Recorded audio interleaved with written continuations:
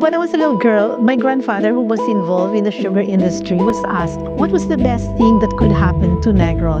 And his answer surprised people is for sugar prices to go down so low because that is only the way Negrenses can discover that they have something else in themselves to be able to give and to be able to bloom as a province. Negros Occidental is known today as the sugar capital of the Philippines. A province laced with vast sugarcane fields and a growing economy is truly something to be proud of. However, sugar wasn't always sweet. There was a time when the very same heart of our island became our imminent downfall. A crisis came over. Our people were working directly for the sugar industry, about 70% of them in the rural farms and 30% in the mills. It was a socio-economic crisis. Jobs were becoming scarcer and scarcer, and hope was getting dimmer and dimmer. When the Loren-Langley Agreement expired in 1974, Negros began to decline and plummeted into a massive economic crash in the 80s. From being sold at 26 cents a pound in the world market, the price of sugar went down to 11 cents.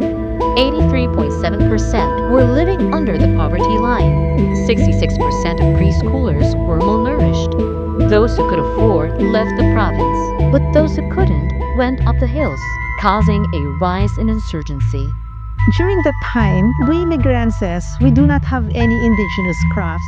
And our people knew only how to plant sugar, fertilize sugarcane, or harvest sugarcane. They had no skills to market elsewhere. Even the allied industries, or even the non-sugar related industries, just had to close shops. Those who said that they think that they could do something for Negros thought that maybe the best way to help Negrances was for Negros to find themselves doing something else.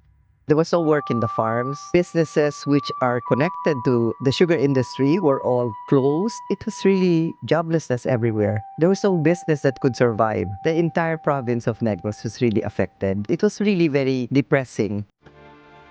During this dark time, nothing but hope was left in the people of Negros. And one source of light became the spark that the province needed. In 1986, the businessman Bitay Lacson was appointed by President Cory Aquino as the governor of Negros Occidental. On his first day of office, he called the private sector and said, "Government has no money to resurrect itself. Government has to rely on you Negrenses to be able to do something for your province. You have to give your time, talent, and treasure to your fellow Negrenses because that is the only way we can recover as a province which was really down in darkness." As a result, the NGO sector evolved and many socio-economic projects blossomed. I was one of those who was awakened, and so I also talked to the new governor and said, "Can I apply for a job in your office?" I knew government then was paying very low. I had to sacrifice a lot of things, but that was what every Negrense was doing. Every Negrense was giving up something.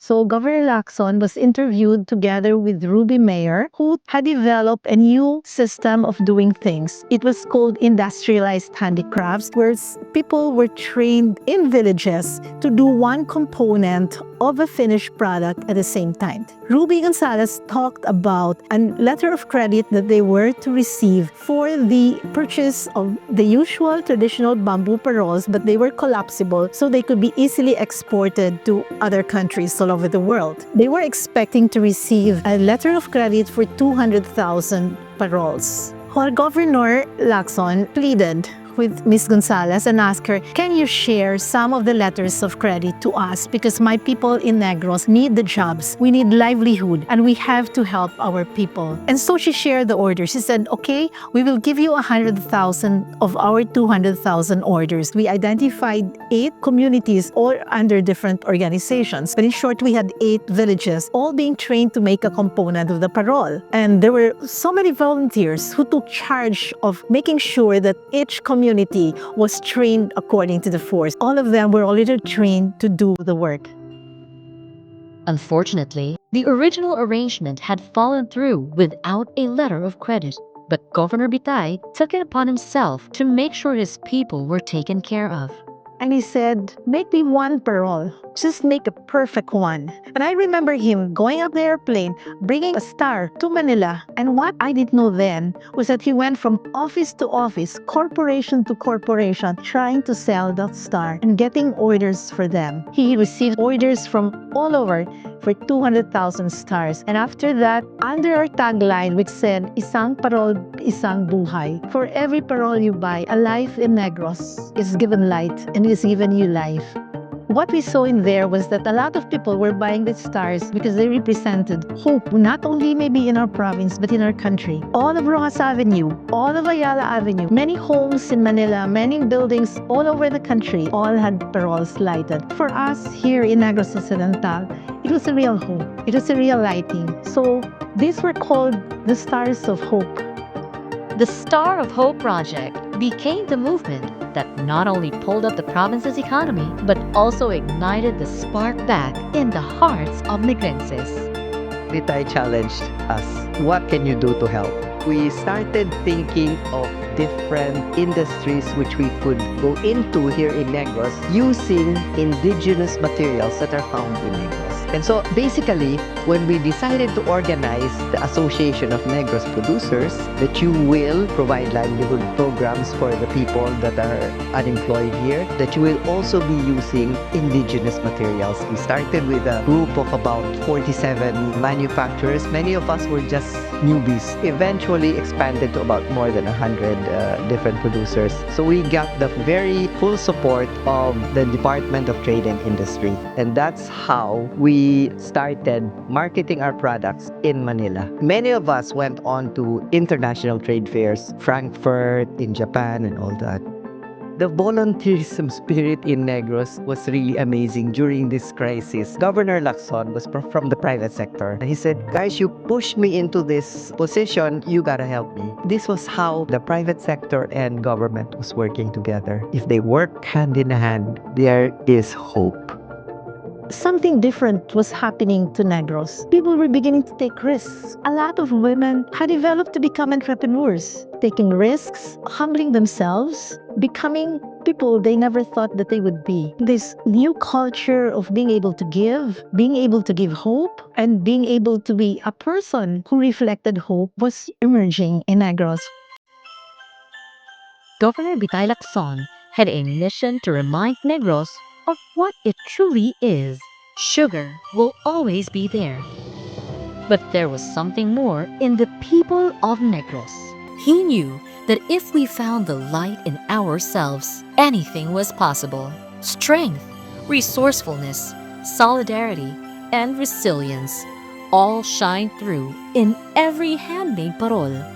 His real vision was to see the Negrense grow, and all these other projects actually were just a reflection or a means to getting to the vision. A Negros that reflected the dignity of a person, a Negros that could continually provide for its people. His real vision was actually to see a new Negros.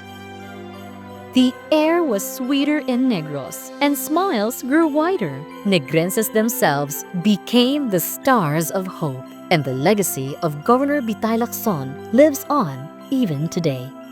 So in 2010, when we organized the Negrense Volunteers for Change Foundation, we didn't know how things would be because then we are not a family foundation that comes with a trust. We are not corporate foundation with annual contribution from a mother corporation. We have to depend on people's hearts, but we've never run out of things to do. I always welcome this opportunity to get involved in projects that would help others. I was wondering, why did God give me this gift? Until I realized it was to help others. So most of the time, my paintings are for the benefit. This is one realization that God probably gave me this gift, not for myself, but to help others. In the past, it became part of my work. Now it has become part of my day. And I think it's happened not only to myself, but all of us. We can no longer keep still. We can no longer take things sitting down. We have to do something. Most of the time, we don't do it consciously. We don't have to force ourselves to do it. It just happens. I see a lot of these little paroles shining all over.